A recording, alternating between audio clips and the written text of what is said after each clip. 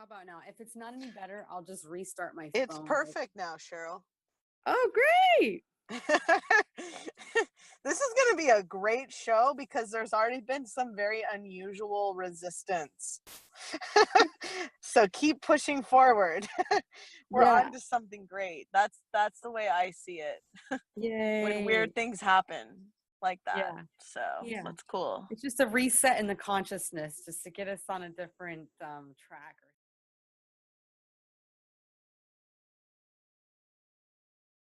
Rebecca actually was, Rebecca was one of the first co-hosts of Esoteric Wisdom, the original Esoteric Wisdom. This is kind of a revamp of the show with my new co-host, Cheryl and Ansley.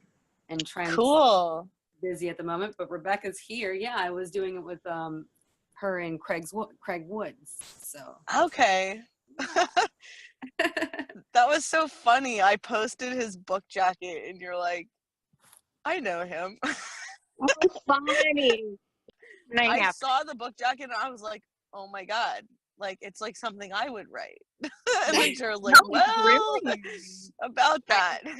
The boy channels like madness. Like that, the book is brilliant. I read, I don't know, the first few chapters about 2 weeks ago. And I'm like, gosh, he's like brilliant, you know? It's when you can channel, man, it's amazing. Yeah, the book, by the way, is Labyrinth, Rewiring the Nodes in the Maze of Your Mind.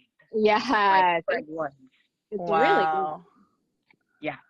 And he's a Bashar fan, and you know, we're like really good friends for a really long time. So yeah, good stuff.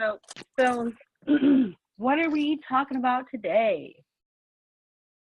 Ascension symptoms, maybe even the dark night of the soul, and you know, the follies or the misbeliefs and misconcepts of what this process actually entails.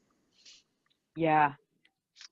There's a lot of misconceptions when it comes to raising your consciousness. And I always talk about this just because it's one of the big ones. It's one of the big misconceptions is, why am I all of a sudden not feeling as good as I was before? I mean, obviously it's all worth, you know, and like speaking my truth and having a voice is what it is. Yes. So it's like, I was never able to stand in my truth and tell people the truth because I was always an empath. Like whenever you do that and someone doesn't want to hear the truth, like their energy, I mean, you've felt this before, will just like jump on you and literally hurt your wounds, right? So they're trying to get me to like speak my absolute thoughts and my absolute truth. And so when I'm finally getting to that point, but I had to literally get it zapped out of me, like some more worthlessness and things like that. It's like to not care about the energetic repercussions of speaking my truth. So we all have to learn to like not be afraid of people's reactions of the truth, because no one wants to hear the truth who's asleep. I guess the whole thing is like with me, I had a few years, like 3 years, where I was in utter bliss, and I just couldn't believe all the magic, all the miracles. I couldn't believe that all this stuff was real. I was having a lot of supernatural, I guess they would call it, experiences, communication with spirits, and just astral travels and moments of having extrasensory abilities. And it took me really for a ride. I was just like, wow. It was like a movie all of a sudden, or like I was in a video game, and it was just nothing but fun. I was defining everything really super positively. And it really surprised me that all of a sudden, I started seeing negative beliefs, experiencing my reality really negatively. And a lot of these beliefs started from childhood. So with me personally, I was able to sidestep a lot of my negativity, experience this amazing, wonderful bliss. And then I started manifesting people who brought that negativity back to the surface, who helped to illuminate some of those negative aspects. I manifested some people who, what they were working on and what I was working on created this. And I just stood back, like, how could I be so many years into my path and already be like a spiritual guide to many people and have mastered like meditation and done this and traveled and learned from masters for years and years, being, just getting better and better and better. And then, and the reason why, what I've come to find out is because my awareness became so high, I became aware of all these negative things that I had sidestepped that were still existing as possibilities within me, as pretty good possibilities, because I had just sidestepped them. I didn't completely figure out why ultimately I was choosing them and what Right, because they're still, when you have those negative beliefs, they stay in you until you can unwind, the belief. So you can go over it, but you still can manifest that stuff, So that's why we have to go back down. We can get in those bliss states, but we have to go back down so that we can get up to the bliss state finally and be able to stay there and hold that unconditional love vibration, because if we're not going to be able to hold it with all of the crap. Right. Yeah, I mean, one of my I relate a lot, Cheryl, because I remember when I first got spiritually awoken, 2010 to maybe 1 year later, 2012, actually 2 years. It was just a party. It was like bliss all the time, miracle after miracle after miracle. And I remember just getting hit really hard, especially when I started to really come into alignment with my career goals and aspirations. I was just getting hit really hard. And I spoke to a spiritual advisor, and she said, well, if you hadn't had such a blissed out couple of years, you might not have stuck with the path. So now you're on it, and Yep. now you have more power to have more of these belief structures be faced, to be rid of. Right. If it had gotten so gnarly in the first year or two, you probably would have said, this isn't for me, and gone back into the matrix. But exactly, they get you to the point that you can't go back to like drop you. It makes sense. And I was, what you just said about when it comes to your career, and what I found with myself is that it was all great when it was contemplation, meditation, what I could just sit and imagine I could do was a lot different than what I was actually manifesting. So I think when it comes to actually acting on your joy, that whole formula, doing it really brings up the baggage. Oh yeah. Yep. When you get to such a high vibration, that baggage is going to come, and it's going to come quick, Well, Cheryl, you had a nice, 2 years or something, but a lot of us, will go up to the highest and then, have to get thrown down. So pretty quick. And it's a good thing. I mean, yeah. For me, I was having these daily experiences where I was literally like feeling like, oh my God, I'm gonna die, like I'm coming apart. And right. then I would bounce back, and it was always worth it. It was like climbing a mountain. Right. It was like, oh my God, I can't breathe, the oxygen. But then you realize you're up in a higher vibration than you've ever been before, and that's why it feels so disconcerting. But then when you face that belief system that has been repressed, and you conquer it, and you kill it off or something, it's like I almost feel like I'm slaying belief systems, and then it's all worth it, even though it was terrifying to have I mean, that's really what I experience on a daily basis. And then having to kind of align with like my husband and my 2 kids and like neighbors and just that kind of thing, and just helping so many people, like wanting to be a guide to more people more frequently. then all of a sudden and not needing to meditate every day, twice a day, I stopped having those really extreme experiences. So my lows were never as low, but then my highs didn't feel like they were as high either, which was sort of a bummer.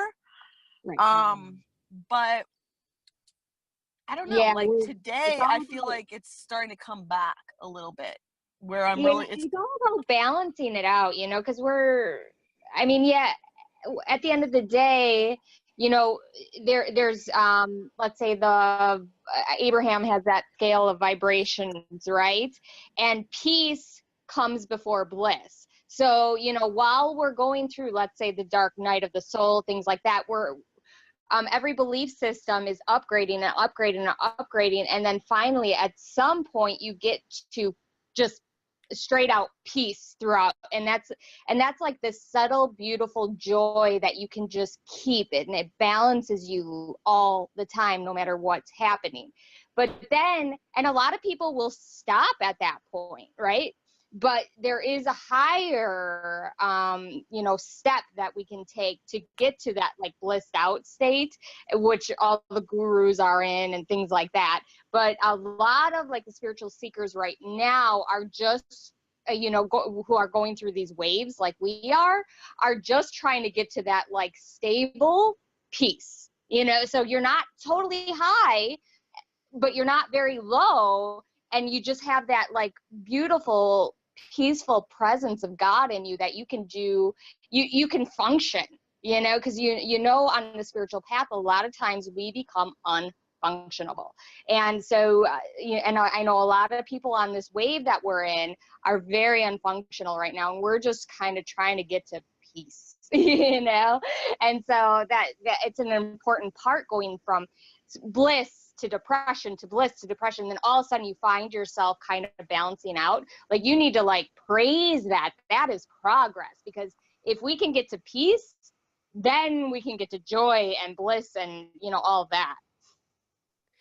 Yeah, I feel you. I think more also along the lines of like a state of neutrality from which you can choose. Yeah. Yep. You're neutrality, exactly. Yep. And you have to get neutral before you can get grateful. And yep.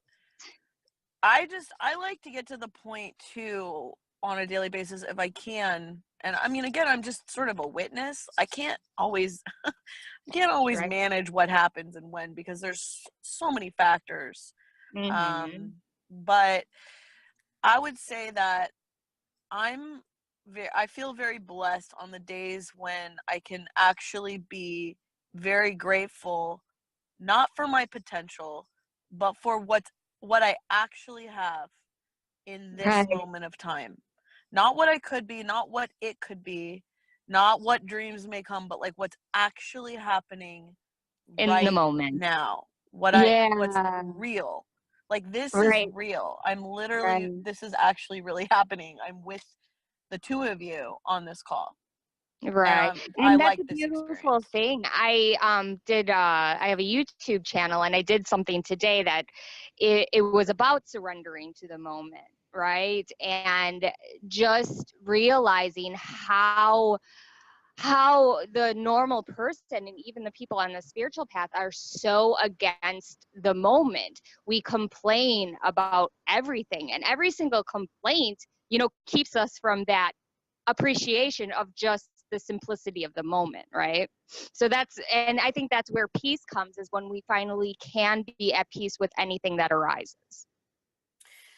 Absolutely. And what you were just saying, when you surrender to the moment, you accept what the higher mind wants to show you. And because sometimes we come back around it in circles, we come back to the same lesson, and we manifest more examples of the same lesson. And when you say to yourself, I shouldn't be here, I should be this who's all progressed by now, you're resisting the moment, and you're resisting what the higher mind wants to show you. Yes, that's perfect. You worded that amazing. Yes. Well, yeah, and I actually, out of nowhere, yesterday, after it was the day after Trent, Cheryl, and I had our call, where all of a sudden this CD appeared in my car, and it was Bashar, just one CD of a 4-part series for Angels and Demons in San Francisco, where I used to live there. And it really has been helping me. I've had to listen to it like 3 times in the past 24 hours. And it really took away so much fear that I didn't even know I had, and so much resistance that I didn't even know I had. And just, it's like, no matter what happens, I'm okay. Like, this is all supposed to be happening. It's all Yes. supposed to be happening like this. Yes. I think a lot of people, you know, get confused and twisted. Like, they could be doing something else, you know, or the process could be unwinding in a different way. But that's not the case at all. Once you start this process, your higher mind takes over, and everything that arises is a lesson.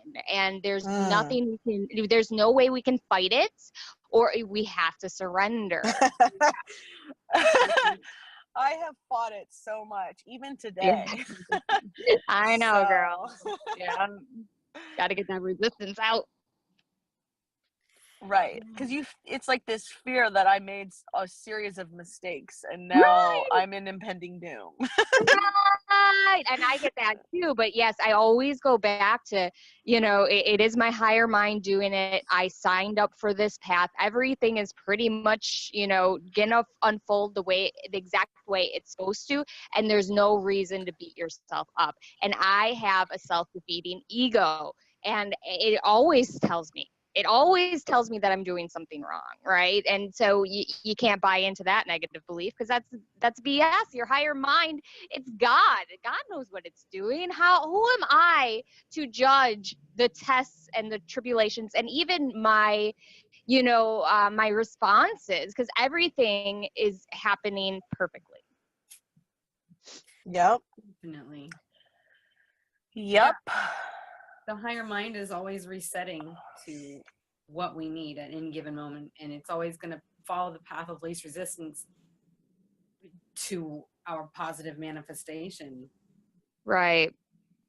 So yeah, do you believe that, Cheryl, that like at some point in the spiritual progression, like the higher mind pretty much just like it kind of takes over in a sense, and everything that arises is literally like maybe a challenge for you or a blessing for you? You know what I mean?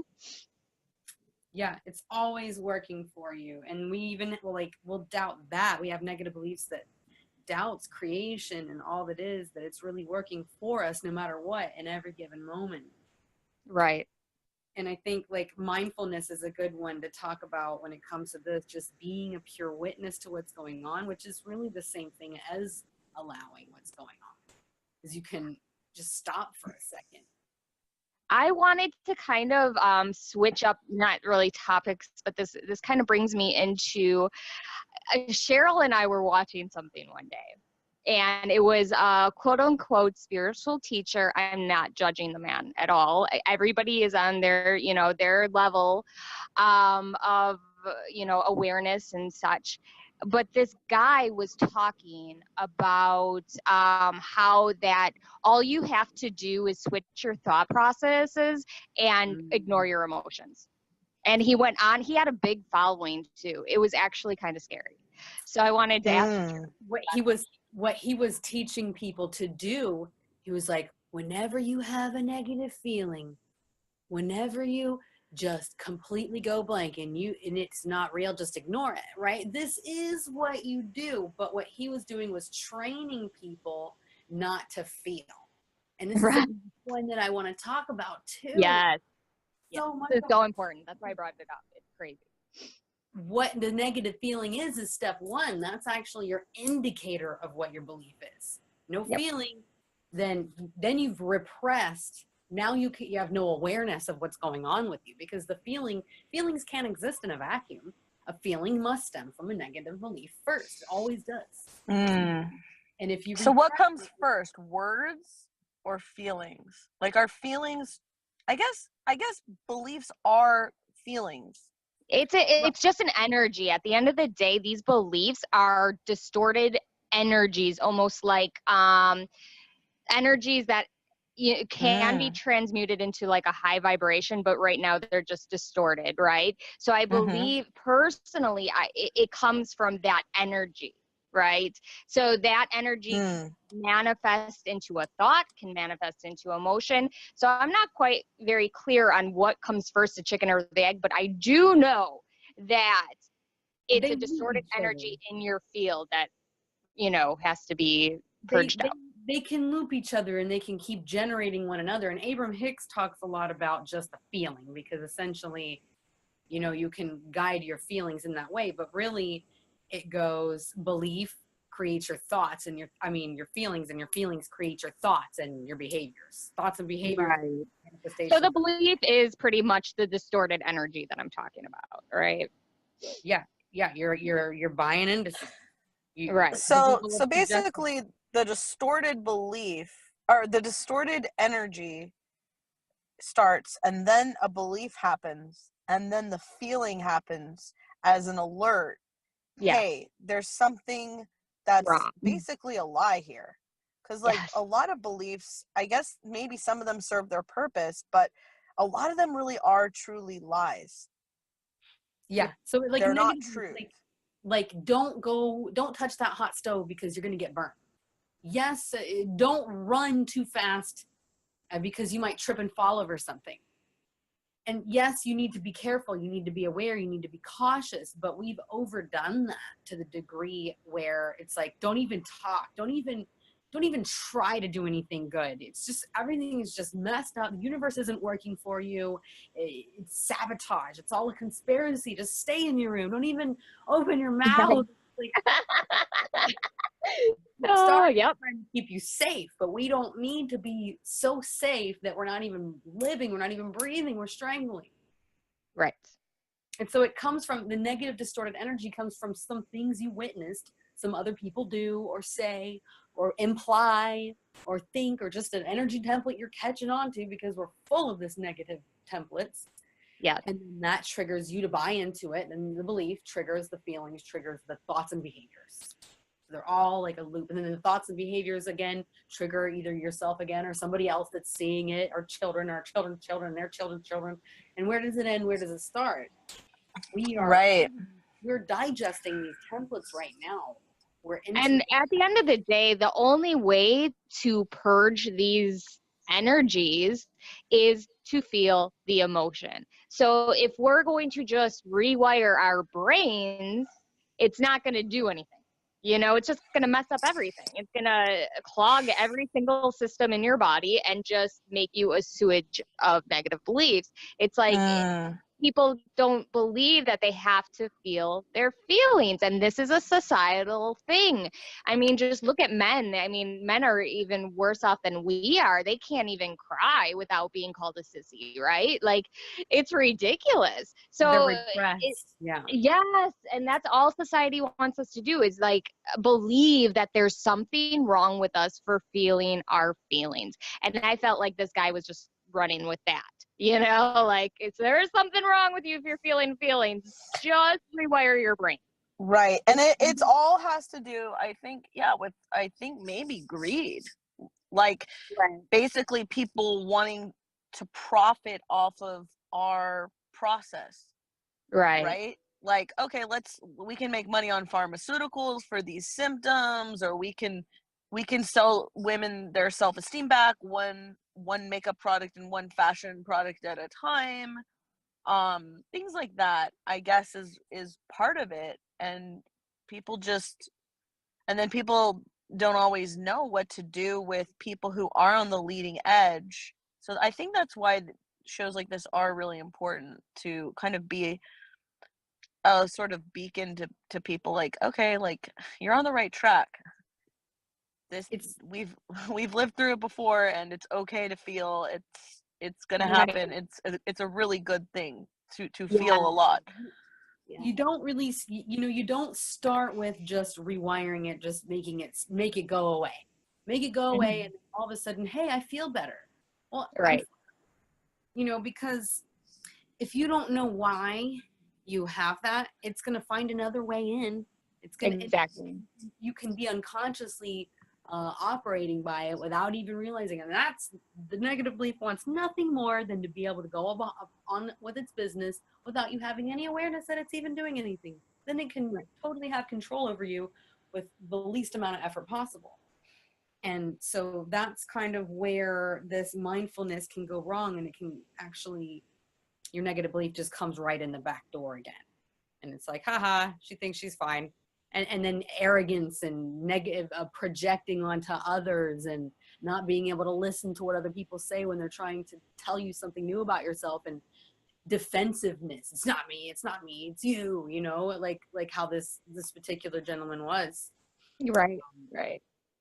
And so, you know, like, this is it's a cycle. It's going to keep coming back around and keep coming back around. And it really depends on how allowing you are to learning something new about yourself.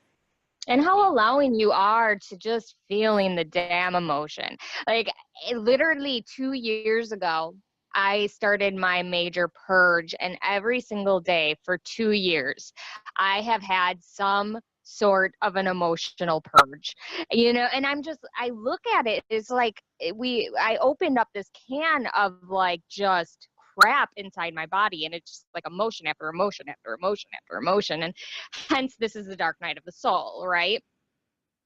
So I just think of, you know, society and how we're not supposed to even feel emotions. And I'm like, this is the damage that we are doing. My daughter is 13, and she comes home and she says every single one of her friends are on medication, and they're 13. And she also said that 2 of them have contemplated suicide already. They're 13. You know what I mean? Like, this is why we're here. We need to get the message across to everybody, especially the children, that it's okay to feel. There's nothing wrong with it. You know, it's something, you know, for me to process, that these poor little babies are going through so much. And what I mentioned about you on the show last week, I actually brought you up about your daughter, about how you asked me, you know, like, some of your friends with their kids, they're kind of like helicopter parents. Right. And, you know, telling their kids what to think, do, say, hear, believe. And really, at the end of the day, they're truly the ones being abandoned, because their children can't come to them and ask them. Their children are abandoned because there's nobody that they can go to be genuine about their own feelings. And then they don't even know what their feelings are. You can ask them what they feel, and they just say, what mom wants me to feel. That's what I feel. Now that's who they are. And that's what I brought up, a good example, how you are with your kids. Right. They come to you, Becky, about absolutely anything. They feel free, and they can be their genuine selves, at least with you. And that's huge. Right. Yeah, it's like you can be a helicopter parent and not be present whatsoever. You know, so this is a huge thing for me, because, you know, for the last 2 years, every single day I have been going through this, a massive dark night of the soul, a massive purging, clearing process. So it's like I can't even pretend to even be that helicopter parent that society tells us to be at all. And they did this on purpose. They did this for me to realize, and Cheryl really has helped me with this, to realize that these helicopter parents are doing more damage than I could ever do being an open-hearted, allowing mother, right? Like, I don't have to spend $1 million on my children. I don't have to, like, run them to soccer practice and swimming and this and that to be a good parent. That is not what a good parent is. A good parent is somebody who understands how to mold and shape. Well, it's not even that we're molding and shaping. We're kind of educating them of how to deal with these emotions, and that they're not wrong or bad for having emotions. Like, that is right.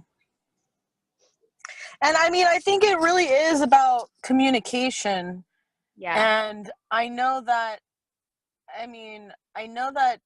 it's like, I almost think sometimes, like, I've been seeing all these little babies, and I like to think of them as like ETs, you know, because they're so different than me. These little babies at my daughter's preschool, like actual babies, and then there's the toddlers. My daughter, they're not toddlers, I guess they're preschoolers or whatever, but Right. the babies just seem like these wise sages. They seem like ETs. This is how I thought of them today.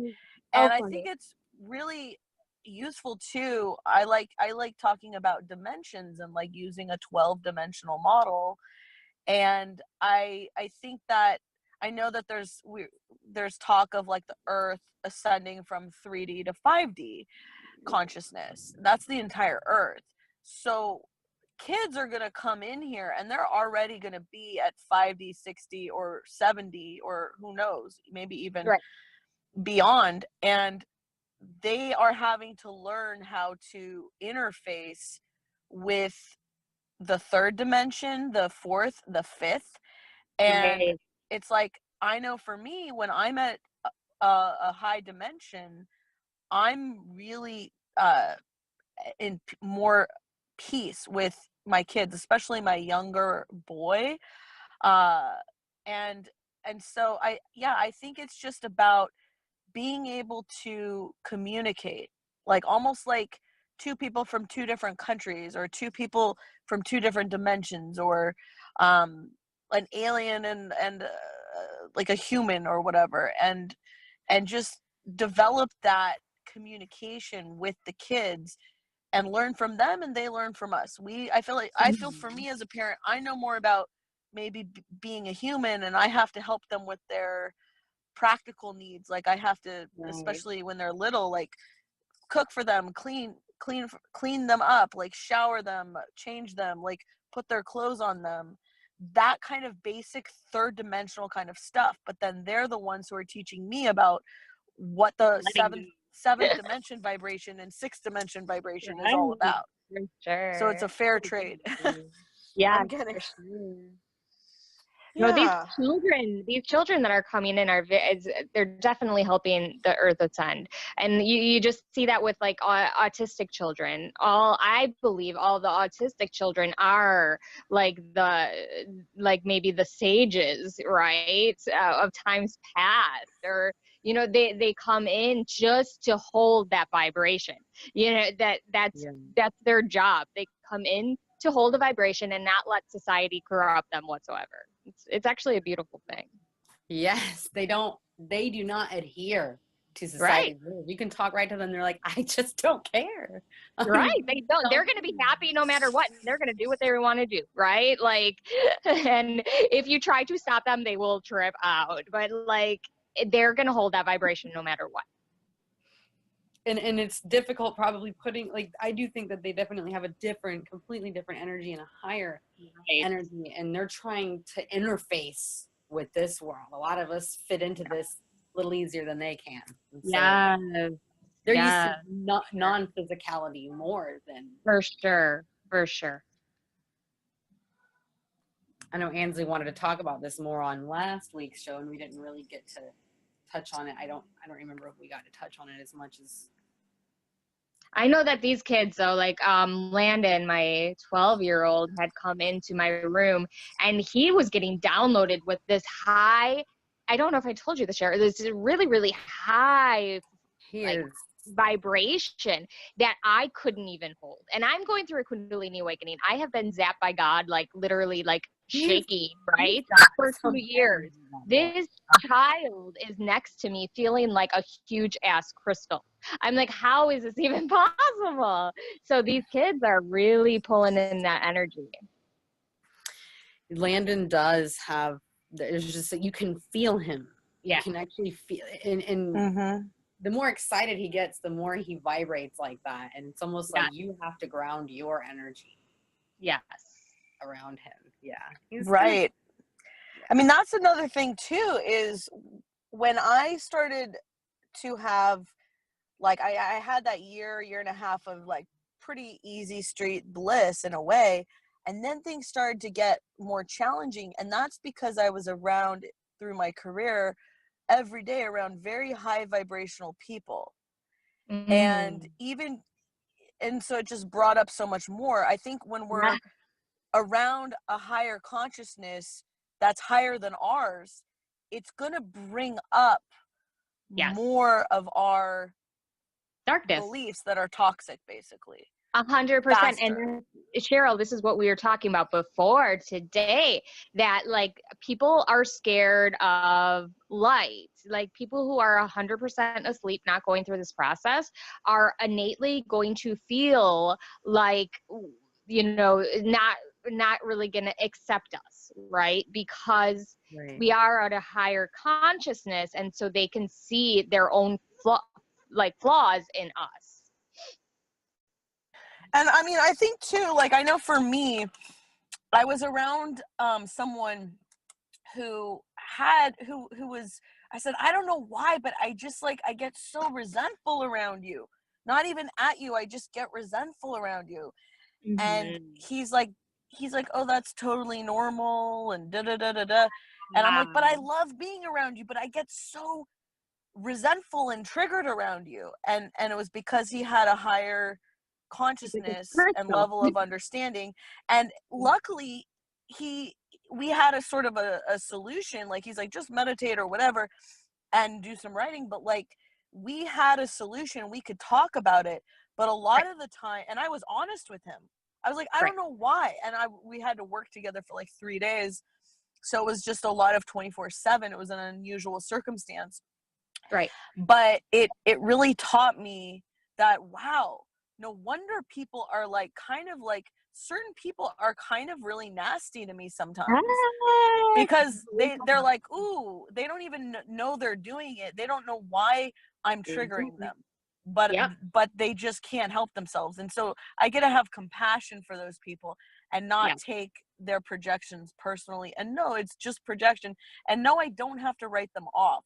I think I went through a phase where I was like, ooh, they're like, I need to cut them out, or I need to like avoid them, or I need to not look at them. And now I'm kind of in a space where I'm like really up for the challenge of like, let's just reset every day.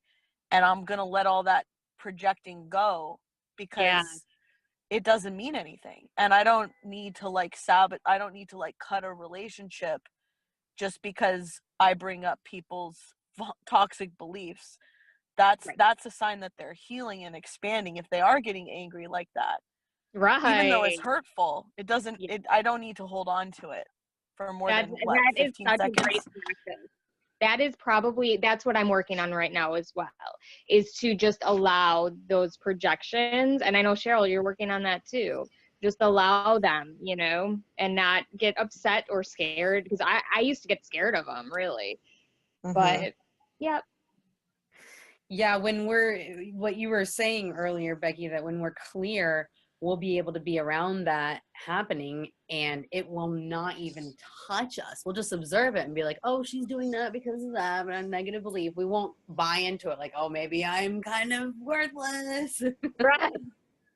Right. We'll be the dominant vibration at that point, you know? And so they will have to kind of like mold to us, or we'll have to be like the teachers, which we are right now, but it's hard to be a teacher when you're triggered.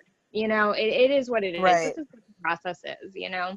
So it's going to shift at some point for sure. But well, what you just said, Rebecca, it reminds me of a quote I saw from Bruce Lee today. It says, when you find yourself in a room surrounded by your enemies, you should tell yourself, I am not locked in here with you. You are locked in here with me. This is the kind of mindset you should have if you want to succeed in life. Get rid of that victim mentality, Bruce Lee. And it's a little bit negative because it's like enemies and this and that. But what I translate that to mean for me in this conversation is the more I practice staying in my alignment and trusting this path and being okay with being a walking, living, moving, breathing permission slip for people to project upon and not take it personally and just like keep moving forward. Eventually they will evolve and we will be able to be in harmony and accord with one another. But if I play into that, you know, that if I match like anger with more anger, there's no hope. But if I can be neutral and even maybe be kind unconditionally and not take it personal, and know that it's actually a great thing because they're healing and they're expanding because of that anger, then I'm basically like what I kind of heard Rebecca alluding to. It's like I don't know what you said, but it's like you're sort of a leader in energy and vibration in a Yeah, room. you become the dominant vibration. Dominant vibration, that was what it was. Yeah. I had somebody project on me the other day, and I was able to hold space for their anger and literally like just watch it in my body and really just basically heal them and me. And that's what we're doing, you know, is when that projection comes into our field as a higher vibrational being, we're able to really transmute that for the healing of them and for us. So it's a beautiful process. You just got to trust it, because it can it hurts. It really does hurt. When people do that, it's painful. I was trying to tell my son, I'm like, because he likes to like pick on Maddie and just pick, emotionally hurt her over and over and over again, because this is what he wants to do, right? Because it's funny. And I'm like, Landon, would you, like, if somebody broke their leg, would you just keep kicking their leg? Because I'm like, because that is what you're doing energetically to her right now. And people don't see it. But as you open up, you realize how much, even physically, not even just emotionally, like physically, it actually hurts you. So, but we are doing a great benefit. This is what we're here for. Everybody's looking for their mission. Well, guess what, guys? This is our mission. We go into these situations where people project their anger, their, hatred, their whatever onto us. And then with our consciousness, we're able to heal the world, right? So Yep. it's difficult, but we're able to do it. We have this ability to do it. Well, go ahead, Cheryl. Oh, go ahead. Oh, I was just gonna say about what you said about like the physical pain that is caused, and I know that with like people that are diagnosed with borderline personality disorder, like basically they are really sensitive and almost psychic, and so they literally feel like they're being punched. Like if they pick up on a vibe, and they can pick up on vibes, they feel like they're being punched, and they literally go into almost like a PTSD trauma-induced state, because they're not and they can get violent, all kinds of things, because it hurts so bad. And people are like, you just overreacted so much, like you just punched me. And it's like, well, they felt so punched, so physically, emotionally bruised and hurt and cut, that they sometimes react that way. And as you get more sensitive and open, you realize that is literally, they must be really super, sensitive to energies, and unfortunately not aware of the process, or have enough space or presence or awareness, whatever you want to call this God force energy inside of them, to be able to transmute it. So that would be horrifying, because before my awakening, I wasn't open enough to actually physically feel this all that much. Like, I was an empath. So yes, I would feel like other people's emotions. But as for the ferocity of what these emotions are, I never felt that until after my Kundalini awakening, about a year into it, when I became very, very open. And now I can feel that, and I could see how somebody could trip out real bad feeling that without any type of presence. I don't know how they live. I'm just like, oh my God, if I had to go through what I go through now without presence, without God energy, without Kundalini, coursing through me every day, like, I couldn't do that. I couldn't function in this world at all. Yeah. Wow. And yeah, I mean, I guess it just really takes practice,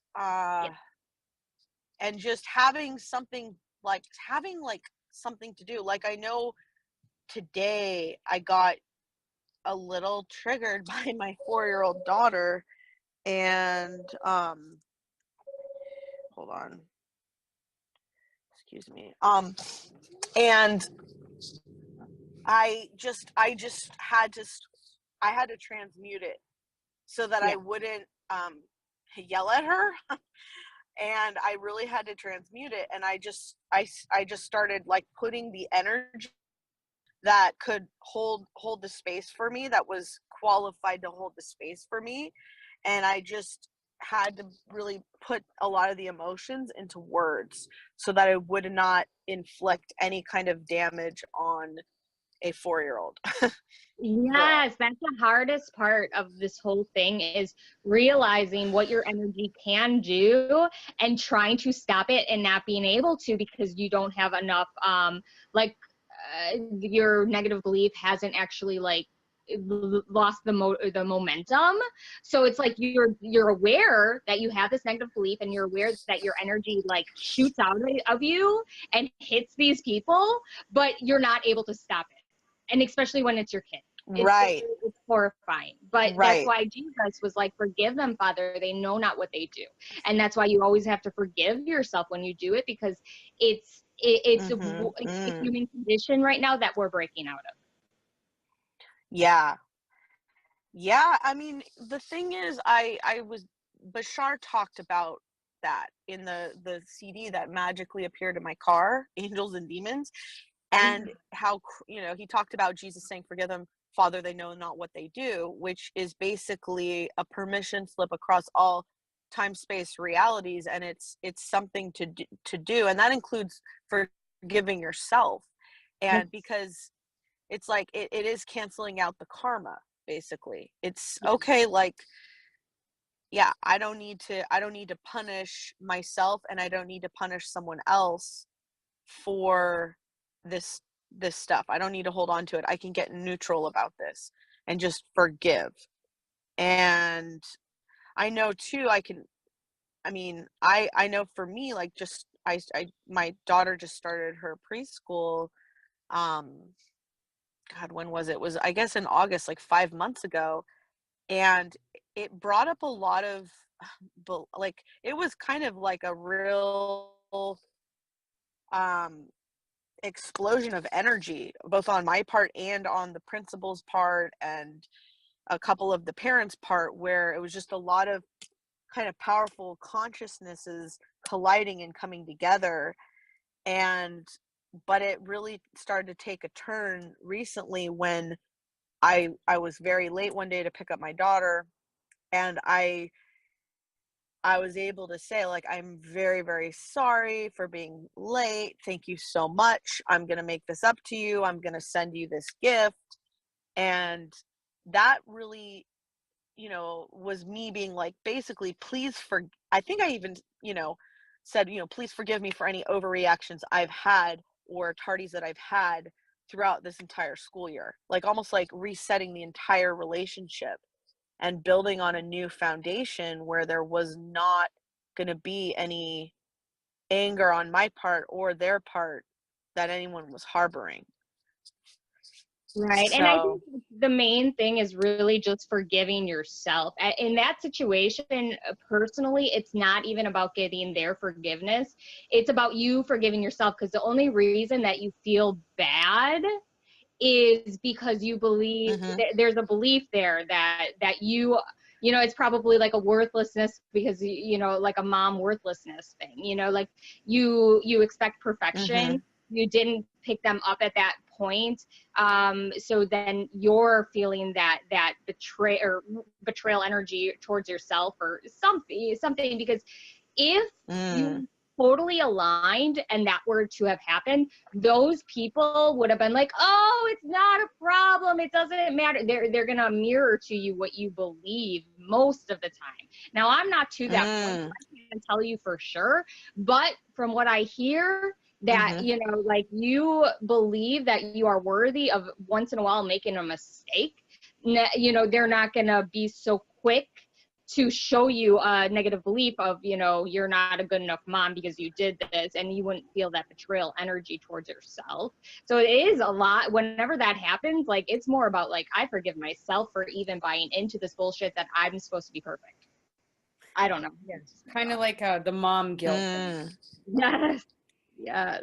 And And you know, the other thing too, as we're talking about this, oh, go ahead, Cheryl. no, it's okay. I haven't written down what I want to say. It's kind of an overall thought that I can hold. So you go ahead. No, please, please, please. It's okay.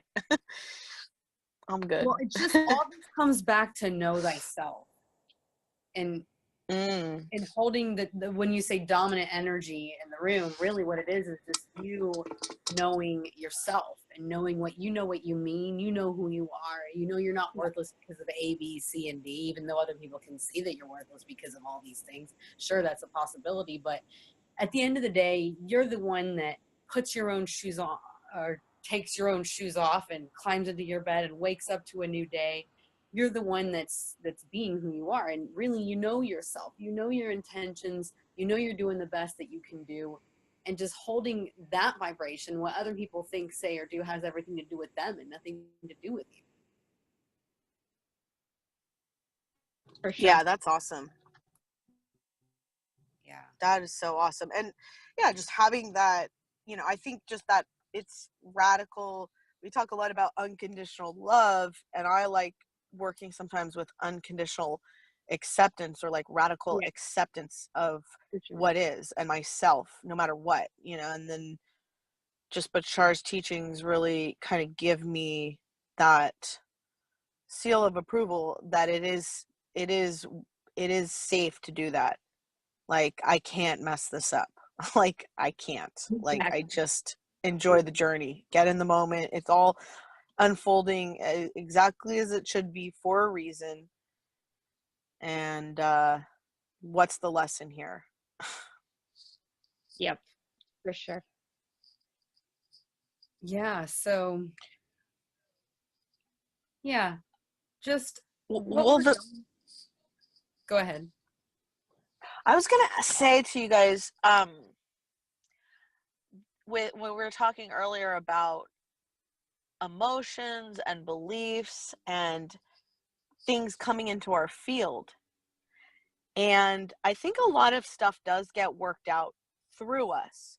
And so some of the things that come into my field, they're not really even my beliefs, but I'm being called to identify them and transmute them.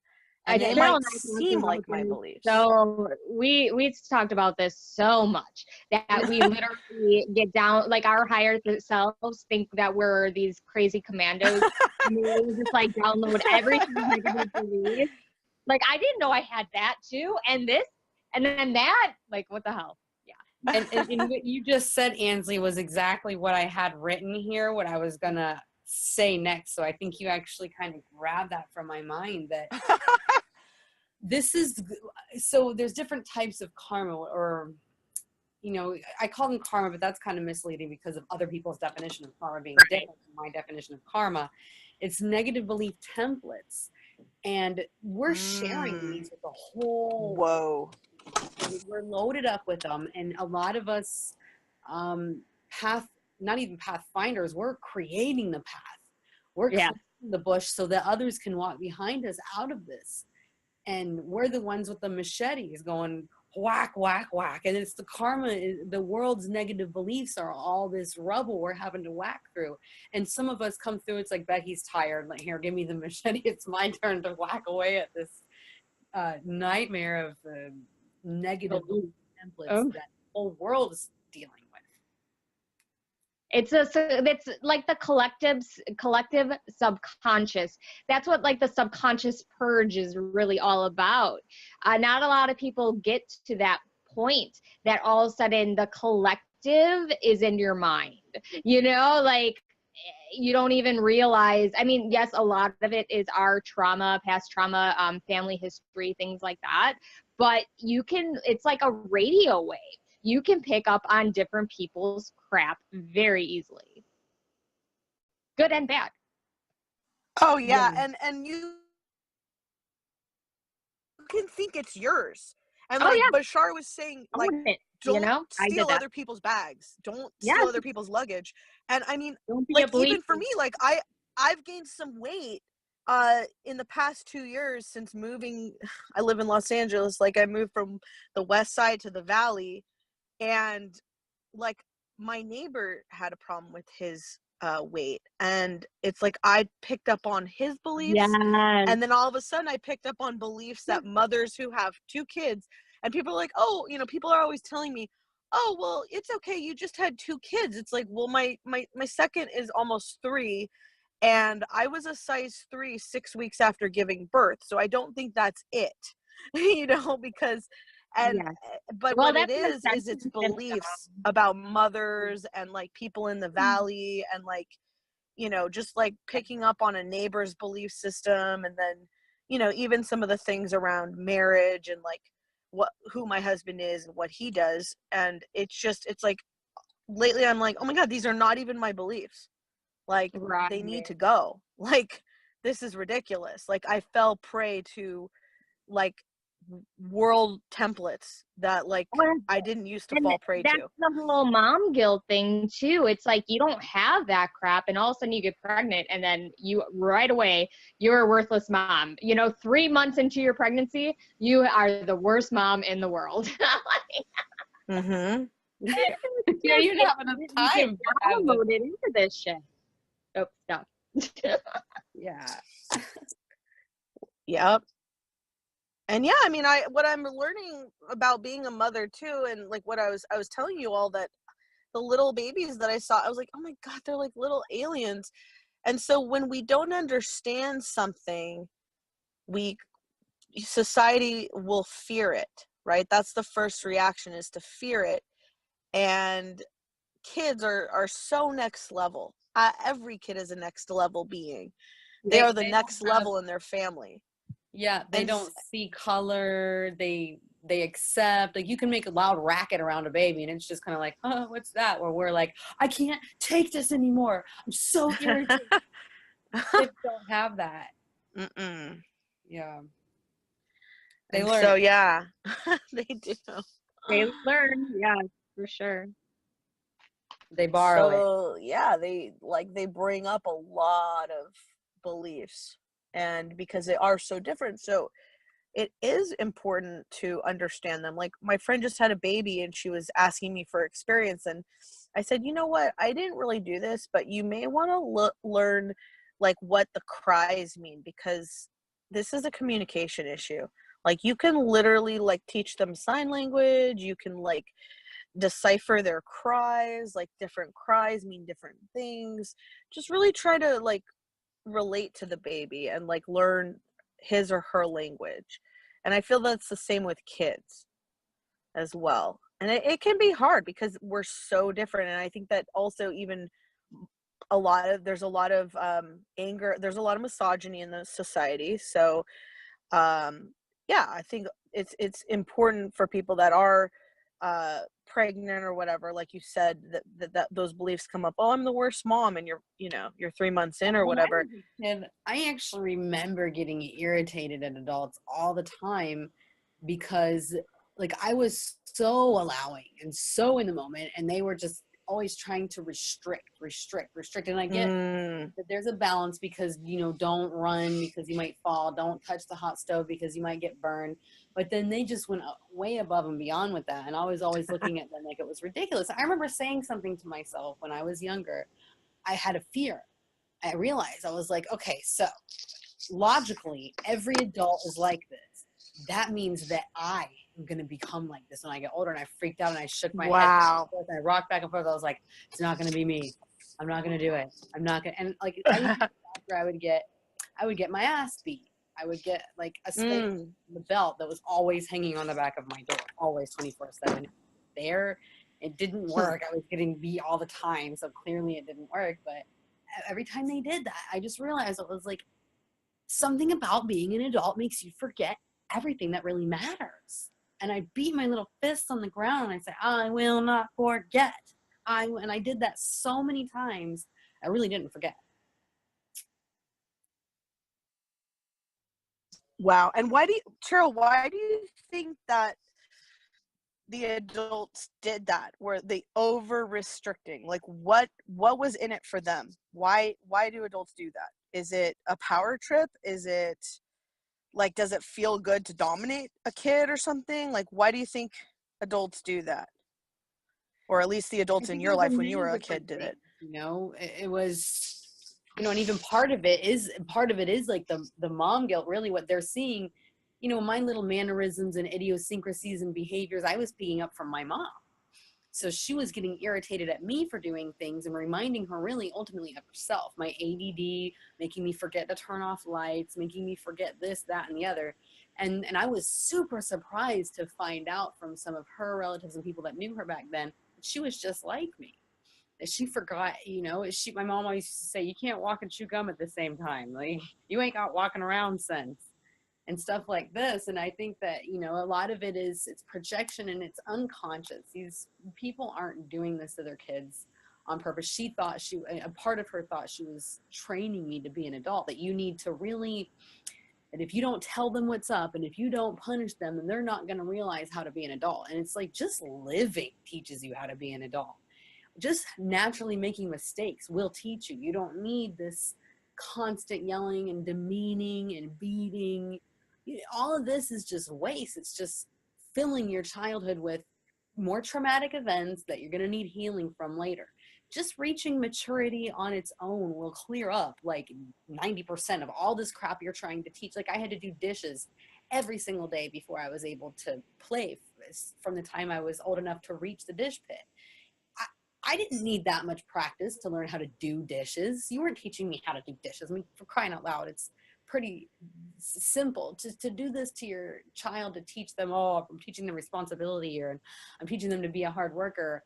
I was still ADD as can be, thinking about all sorts of things, and I would get distracted and I would literally just forget about that dish pit. I would tinker with some fuzz in the carpet for, you know, my mind, when an ADD mind, everything is, your imagination is elaborate enough. And I think just letting your kids be kids and knowing that, yeah, you're going to have to tell them a million times how to do the same thing. They're so in the now that they just forgot you said that before you even got the sentence out. They're so consumed with what they're doing. And I think that's another thing coming, when I said last week, really stimulating your children, getting them into the flow with you while you're teaching them by never demeaning them, but just saying, like what I was saying, how you know, Becky does, if Landon has a question, he'll actually come and ask questions like, what's this about ETs, you know, rather than a mom that's stuffing that information down the child's throat. And they're like, you know what, I can't stand new age philosophy, you know. Exactly. That's what we, you know, like with my parents, I was brought up in a very Christian, like fanatical Christian, you know, household. And I was traumatized by the religion, and they shoved it down my throat so bad, you know, but you know, that was for a reason for me to end up rebelling against them, because if I never did that, I don't know where I'd be today. But yes, we, as a society, the parents think that they know better, and which is really funny because these kids come in and they're wiser than we will ever be. So I don't Yeah, definitely. I'm really glad that we were able to segue into that in the show, because last week was such a great show talking about parenting. And afterwards, I actually thought about a couple things that we did hint on, but maybe needed to be illuminated a little bit more. You know, I mean, we can't talk enough about this. So, and it's know. cool that this is the one coming after that. So, yeah, and it really ties together the misconceptions about ascension and dealing with other people's negativity, how we're reacting to that negativity, how it helps us heal, how we help others heal, and just allowance and knowing thyself. And For just, sure. yeah.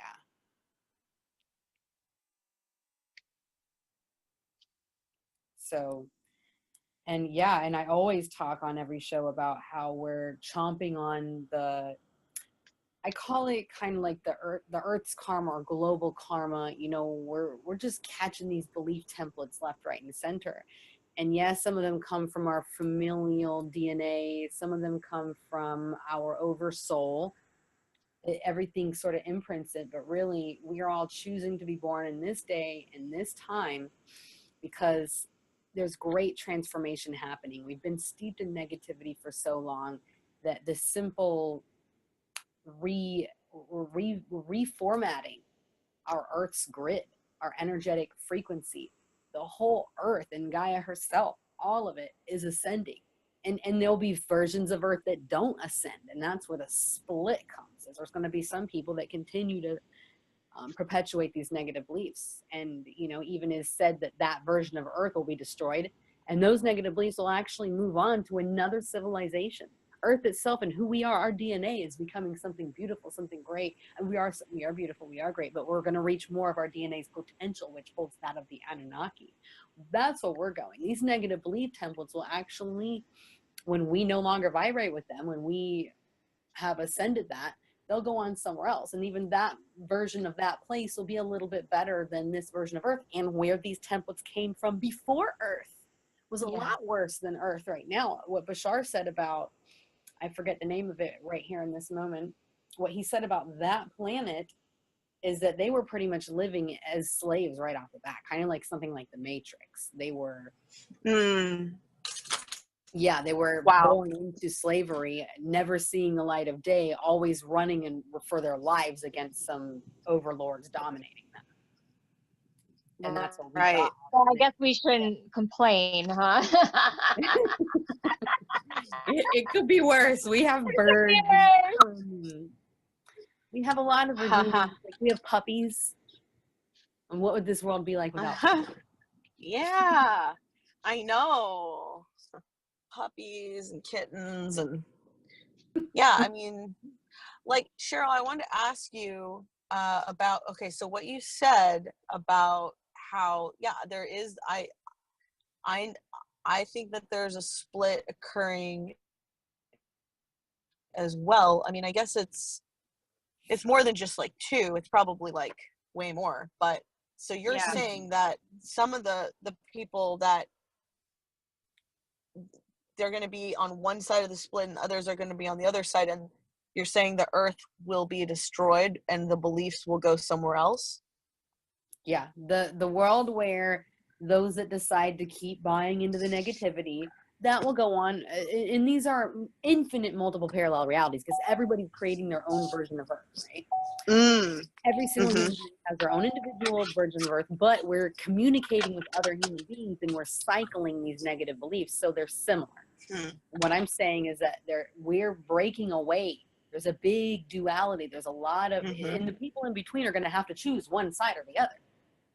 So that's what they say, split. There's not really two. There's the infinite.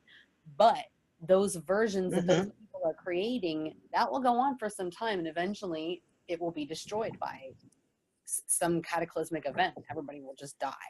That might not even be in our generation or in a few generations. I'm not sure the time frame on that. And all that is in flux too. There will be many different versions that people are experiencing. But what will eventually keep going on and perpetuating will be the version of Earth where we actualize our DNA's potential, or we have extrasensual perceptions where we're able to have complete telepathy with one another, a hive mind. There will be no more borders. We won't create toxic waste from creating. We'll have free energy. Buildings will be more for, you know, like for nature. Things won't disrupt nature as much, and eventually we'll be floating in crystal ships like on Sasani.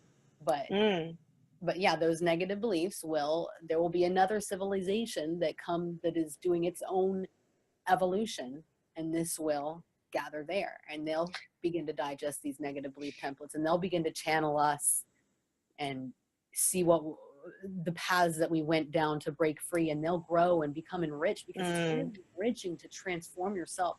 We were beings that decided to come and be incarnated during this time and place because of how much our spirit will grow, because of how much our oversoul is going to get out of this. Our oversoul has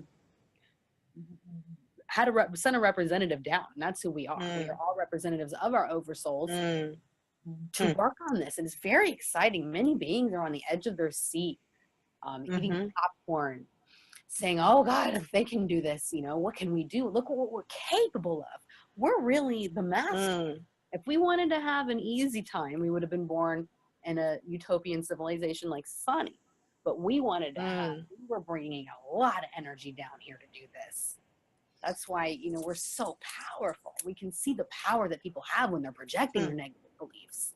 Because they're bringing and I mean, I see how powerful I am when I am consistent and I keep coming back to a neighborhood, or I keep coming back to some building or some community or some, you know, some school or whatever it is. And I see when it first all happens, often there's a lot of upheaval, and then it gets worked out, and people kind of, they expand. We're all cycling. We're always coming back around and around and around and around again. Everybody's higher now than they were a few months ago. We're all on our own paths, and we're integrating different things at different times and different speeds and different ways. Even, like I said, our oversoul is giving an imprint of certain themes it wanted to explore, which it chose the familial bloodlines, the family bloodlines that we're integrating those templates from. Wow. And everybody's doing their part. Some of us wish to cut a bigger slice of the pie and do a little bit more. And so we have people that are integrating a lot of this negativity very fast, and other people that are like, oh, I'm just fine. You know, I went through my enlightenment and now everything's just rosy, and I just focus on my wonderful husband. My husband's never really given me that many problems. My kids are all straight A students, and they're retired. They're happy. Well, they're not chomping on as many of these negative belief templates because they didn't choose to. And so those of us that did really need to give ourselves a pat on the back. Heck yeah. Yeah, you have to go through stuff to really expand. There has to be. And that's what I like about movies, is there's always a lot of contrast and obstacles, and it builds the character. We use the movies sometimes to go through some of these negative templates. Like, we have dreams. Sometimes we have nightmares. We're going to talk about dreams next week, but sometimes we're having nightmares so that we can go through some of these negative belief templates without actually going through them.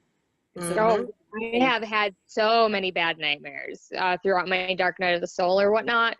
And I know that I transmute so much in my sleep. Yeah, movies can be a wonderful way to paint a certain picture and to take your consciousness down a path through a little trip. And a lot of people will sort of integrate certain things and work on their negative beliefs while watching certain movies and shows, and, you know, depending on, Yeah, definitely. I mean, I just saw Vice about Dick Cheney and the vice president. That's why it's called Vice. And I was like, oh my God, this is bringing me into a world that I otherwise would have had no access to. And music does that. Even music does that at an unconscious level when it comes to feeling. Sometimes when I listen to music, I am just distraught. Yeah, sure. It's all about those songs. Vibration, right? It's all about the vibration of the music and the artists together. I mean, there are some people that I can't even listen to anymore that are mainstream or whatnot, and I'm like, no. I mean, Cheryl won't even listen to the radio because of that. Like, it's like music and movies and all of this media has its own vibration that we turn into, because anything that's in our field we become. So you can become anything just by listening to a piece of music. And some pieces have like a different effect on like different people, like depending on what you're dealing with. Like, if you're more aware, you'll actually feel the music more. I actually got into a mainstream artist, not really got into her, but I played her songs for a few days, and it was totally mainstream. Ellie Goulding. Oh my God! I love her. You should see me in a. Is that You Should See Me in a Crown or something? Is that her? I don't know all her songs. I only listened to the one song. How does it go? And the video, she's in the ocean. There's a car wreck, and just the feeling of the music and the things she was saying in her voice. Yes. It really like sent me into a journey, like a shamanic journey, where I Yeah. had, like, at first I was feeling panic, and then I was feeling like depression almost coming up, and thinking about my own issues and how the people that I love and how I feel about that. And I found like a deeper love for some of those people just by listening to this song. Isn't that so crazy? I connected with them more. Yeah. That is exactly like how I am. I mean, when I go to a movie, sometimes I feel like a raw nerve, and it's like there's no difference between me and the character. Like if the Right. character's getting hit and abused, I'm getting hit and abused. I'm like, I'll say to whoever's, if someone's with me, I'm too sensitive for this. I can't take this. But it's like, it's good. It is good. It's like I can take it, but it's like I'm always shocked by what comes up, like how I feel, like just like I'm that character, like it's happening to me, not it's happening to both of us at the same time. It's like so intense. Yeah, and I feel super weird, and like I don't even know sometimes some of the templates that I'm integrating by watching the movies, shows, or listening to the music. Some of these templates seem otherworldly, like some templates that we're going to deal with in the future that we don't even have a symbol for in this reality, or a representation for in this reality. Or it's hinting on some connections, some integrations of these negative beliefs that really, I mean, you'd have to only be able to make them in an altered state. And I do think that movies and music, all that, puts you into that state. So that's like For super sure. cool. Yeah, I really love this show that we've done today, you guys, about the misconceptions about Ascension, talking about the dark night of the soul, talking about a little bit more about parenting. It's really amazing, and I'm so glad that you guys got to meet each other, It was fun. either of you.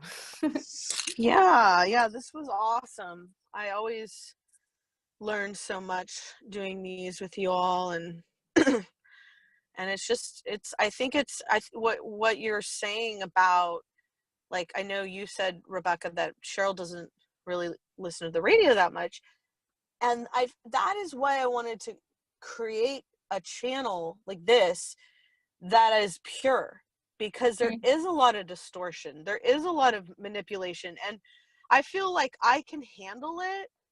And there's certain TV shows and certain music that I can't handle. I don't want to go down that road. I don't want to tune into that. No way. Right. But like, not everyone has that level of discernment. And so to be able to create something that at least I think has a pure essence that hasn't been manipulated, it's helpful. Yeah. To provide that same artist, Ellie Goulding, I'm pretty sure that those songs, there was only 2 that I like, because I listened to more of her music because I wanted to see if more of it was like that. And it was going right into, I'm the best, I'm the prettiest, and her voice changed, everything changed. Some managers, these corporate, you know, they changed it and made it more like perpetuating superficiality. And I was like, well, also, it's not, oh, go ahead. Yeah, it just wasn't the same as those other songs. That's it. And then also the thing about a lot of the music is it's some stuff is done on the back end. There's a lot of, like, there's even backmasking on some of the music. So people don't realize that they're being put into like a state they may not want to be in, even if they're loving the song. Like, it's, I don't know, there is some manipulation that goes on the back end sometimes. Definitely. Some people are hearing something positive. Like I was thinking, like, when one of the songs, I don't know what it is, it's like, they perpetuate that they're better than other people. And it's like, you can be amazing. You can be beautiful. Everybody can be beautiful. You're not better than others. So I have noticed the more and more awareness that I get that some of these artists are really not nice, like to the common people or whatever. Like you don't really notice it when you're asleep. You're just like, oh, it's a good beat, whatever, blah, blah, blah. But they're calling us robots. They're calling, you know, zombies. Like, I'm just like, hold on here. What is going on with life? I'm not listening to this crap no more. Like you're talking about even in like the, like some new age type of stuff. Yeah, I'm talking about all, you know, I'm talking about mostly mainstream or the, I don't know. I've listened to a few of them that I just had to literally turn off because I was like, you know, these people are just not even okay. Like they feel like they are superior, and I get it. They probably have a higher consciousness level, you know, obviously they do, but does that give you a right to make fun of people right in front of their faces? I don't know. And flashing money and like, I have an ego still a little bit, you know, I'm going through a dark night. My ego is not 100% gone and I got mad. Okay. Who do you think you are? Like, I never realized that this is what you're saying. And now I'm realizing right. And it is sociopathic. I mean, I think that our society, people are like, oh, well, he's a narcissist and he's a sociopath and she's a narcissist and a sociopath. It's like, listen, like most of society is toxic. Like even I'm toxic and I'm less toxic than most people. You know, I'm less narcissistic than most people. So it's like, no, the people that are in positions of leadership, a lot of them are kind of sociopathic and narcissistic because it's in the consciousness, but it's being overturned. And I do see even with the leaders, like the art, like celebrities, artists, stuff like that, I do see a shift in their culture. I do see subtle differences, especially being in Hollywood, but it's like it is a thing where it's very ego driven. See, that people talk about narcissists and sociopaths, a lot of that is just the ego. And so of course it's going to want to be the best, and it's going to want to mock people and say, I'm above you, I'm going to mock you. And like, you know, so then we have Jim Carrey and Will Smith, and I just love these guys for being icons the way that they are, and the way some of those people take it, the way they so narcissistic, they isolate themselves from the rest of humanity. They're almost embarrassing. You know, like Tom Cruise, he's embarrassing to see, or what's that other guy from 2.5 Men? They're embarrassing to watch. Charlie Sheen. You're squirming while watching them, like, oh, this is uncomfortable. Then you see people like who I just mentioned, like Jim Carrey, and it's like, wow, like you are trying to help the collective raise their consciousness instead of just being like, I'm the best and you suck. All right, cool, peace out. I'm the best. And it's comedians a lot of time, very intelligent, in tune, raw, honest people become comedians. They can't lie to themselves, and that's, you know, Will Smith and Jim Carrey are both comedians, and I don't know. I just love to see that. I love to see famous people being awesome instead of being exactly. Instead of buying into whatever, you know, I'm sure there's a lot of, I mean, they get into a template, just like when you become a mom, you become the mom guilt template, right? I'm sure that there is like this famous people template that, you know, a lot of them fall into, and they become very toxic, whereas some of them will help the, you know, help raise other people's consciousness. Right. And I mean, they are, like Bashar always says, well, you put them there. And we do. We put them there with our attention. We put them there with our money and our votes and all these different things. Yeah. Our energy, they are mirrors of aspects of us. So there's going to be some that are woke and some that are toxic, and some, you know, they're going to have a whole spectrum. Even one artist, like you're talking about Ellie Goulding, is that her? Yeah, that's her name. Like she has such a range.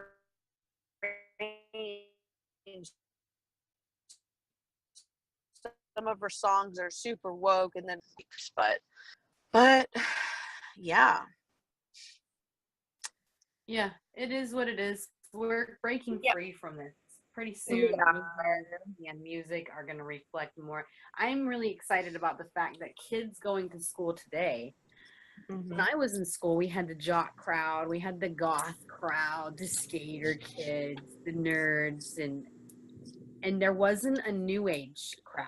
But now, today, in school, I talk to 18-year-olds, 16-year-olds, and there's a group of people that are into Ascension now. Yes. Wow. Yeah. No, I mean, you can tell with this it's the massive Kundalini awakening throughout the world. I mean, Cheryl even has, she's activated how many people, you know what I mean? Like, you can tell that our energy of the people who have this energy running through us, it's contagious. Everybody's going to end up, being activated at some point. And now if those people are going to be able to survive the process, like, that's why they have the way showers or whatever we're called to help these people. But it's going to be this massive, huge awakening. I see it already. It's like, even in my little sphere of people, like, because I've gone through it, other people are being activated around me. And it's literally this contagious thing that is gonna, it's gonna benefit the world, but it's gonna be a hard process for some people to take, because it's not for the faint of heart. It is pretty difficult.